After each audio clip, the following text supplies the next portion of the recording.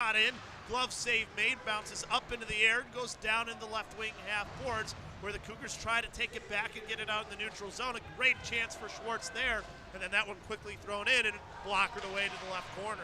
A lot of action in that left corner this period. This one finally thrown all the way down to the left wing corner of the zone, where the Ducks will try and recollect and start going.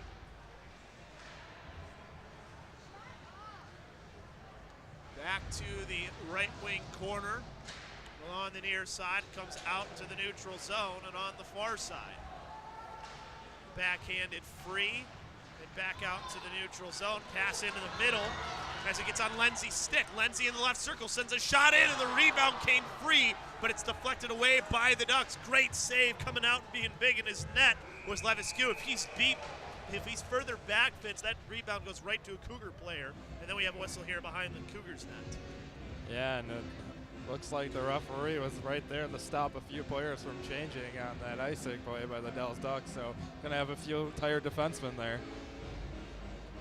So that'll be maybe a good opportunity here for the Cougars.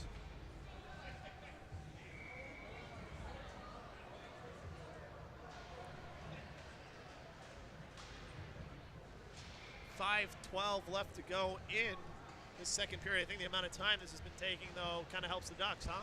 Definitely. I mean, with that small lead here. They win the face-off, though, anyways, get it down into the Cougars zone. They'll get their defensemen off. Well, actually, their forwards, their defensemen, I think one of them might have changed. Either way, the Cougars try to get a player back in behind him. Van Dyke makes a move around one, top of the right circle, try to send in a player coming forward, but reading it the entire way was number 24, Justot, as he sends it back down into the Cougar zone in the left corner.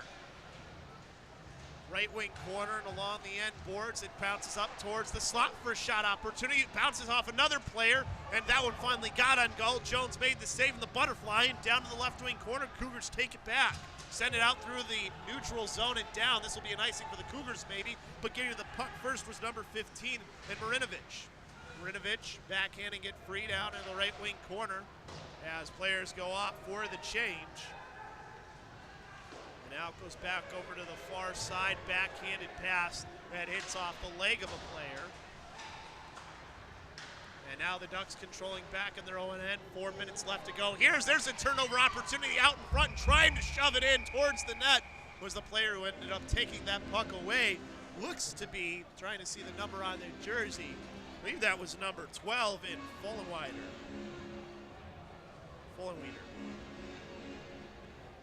What a great opportunity.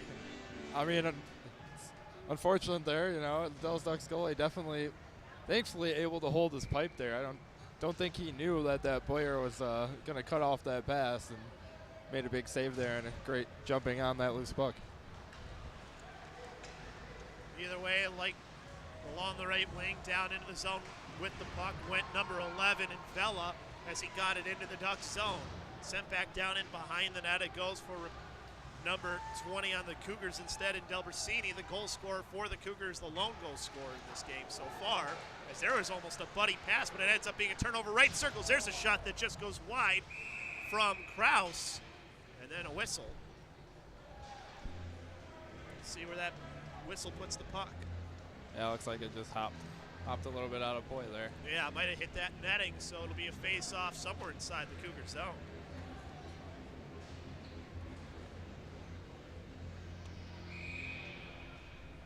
Left wing circle.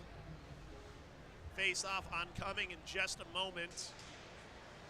It's won by the Ducks, sent towards the right corner. Beltrame trying to cut a player off to get to it for the Cougars.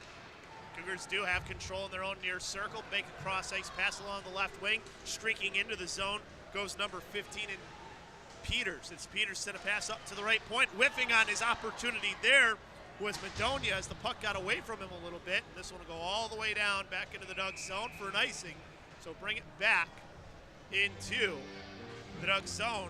A little bit of a weird bounce there too. Yeah, you know, unfortunate on the whiff, but, you know, great play by Madonia there to stay with the puck and just make sure, you know, had forced the Dallas Ducks to actually go ahead and drive it in deep there.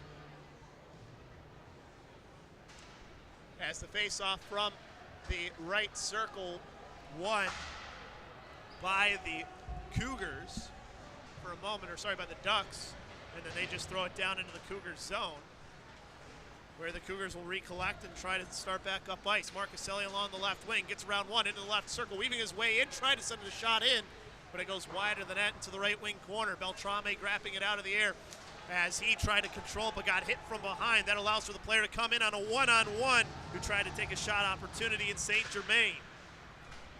Back along the near side, shot from the left point. Jones tried to make the save, but it hit traffic out in front. Jones with the pad save, and then he tries to get over, but a goal for the Ducks. As that looked to be the man who scored just a little bit ago, Tamika Wyatt. Yeah, tough play for Jones there. You know, he stopped the first one, stopped the second one, and unfortunately just a couple too many opportunities there for the Ducks, and they cash in here and get up by 2. So 3-1 the lead for the Dells Ducks. They're 1 away from reaching their total goals in the last game they played the Cougars. That was one where they won 4-1. Yeah, you know, it's toughest lead in hockey, though, that 2-goal lead. So we'll see what happens there the rest of this period. And it's not like the Cougars haven't been in this game either, so a chance they can just get some more offensive opportunities. Puck goes down into the left wing corner. The Cougars trying to keep it in the Dells Ducks zone. Comes free finally to the Cougars,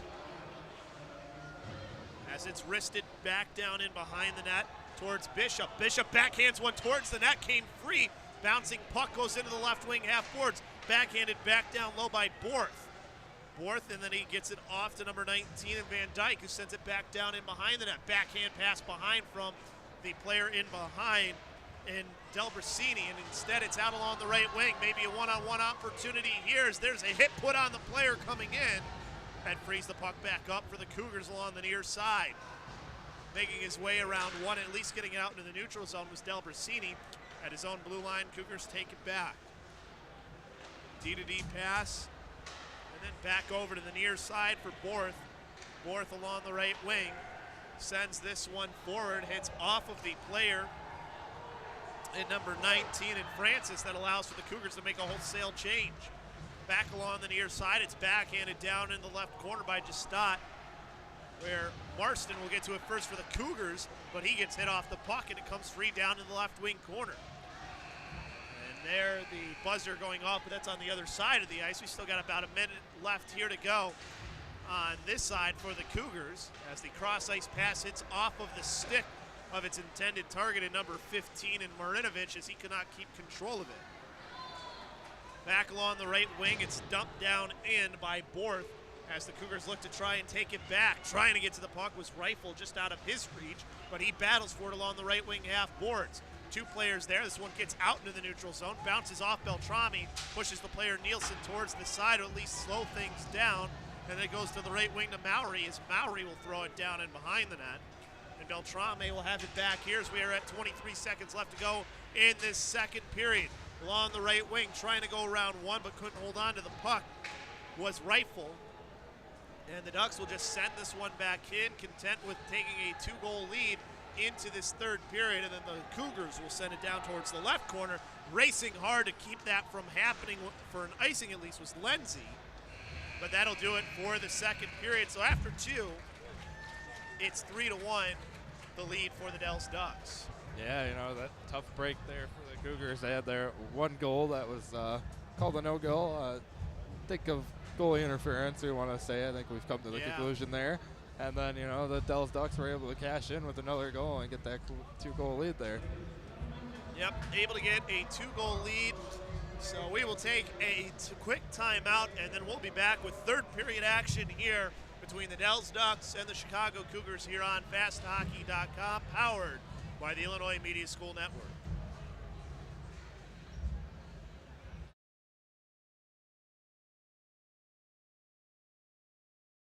The reason I'm out here at the Illinois Media School is the radio business, while there are hundreds, maybe even thousands of stations. The reason I'm out here at the Illinois Media School is the radio business, while there are hundreds, maybe even thousands of stations, the people in the business is a small, tight-knit group. Everybody kind of knows everybody, and I love the opportunity of being able to connect with people who have a passion to get into this business. I had great instructors as I came up through the ranks, and I really enjoy the opportunity of being able to give back, connect, share the experiences I have, and actually learn from the students as well. I think it's great that we're able to learn from each other. Your Illinois Media School students, the age range can be students who have just gotten out of high school to people who are looking for a new career option or looking to add to their career placement. They want to get involved with media, whether it's radio, television, in front of the camera, behind the camera, and that's what I think is such a great opportunity out here, is the fact that you can do radio and television, but it's not your choice. They require you to do both. I wish I had the TV and camera opportunities that the students are going to get here, plus all the hands-on activity. My name is Dustin Rhodes. I'm the executive producer with the Mully and Hanley Show on 670 The Score, and I am IMS.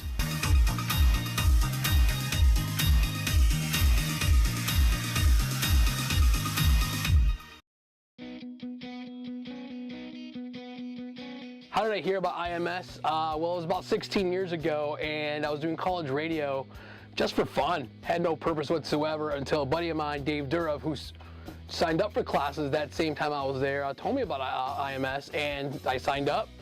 And before you know it, I was going to school, learning about radio, learning about TV, and I realized, hey, I can actually do this for a living. So 9 months later, I graduated. What do I think about my time at IMS? It was a lot of fun. I mean, there was learning involved, but it was good learning. I didn't feel like I was going to school. I felt like I was having a good time. The classmates were great. We had a good time in group projects. We had a great time doing our solo projects. So I felt like it was very important for me to get that before I did radio professionally. How would I describe students at IMS? Dedicated. Dedicated students for sure. IMS knows how to put the right kind of pressure on students to get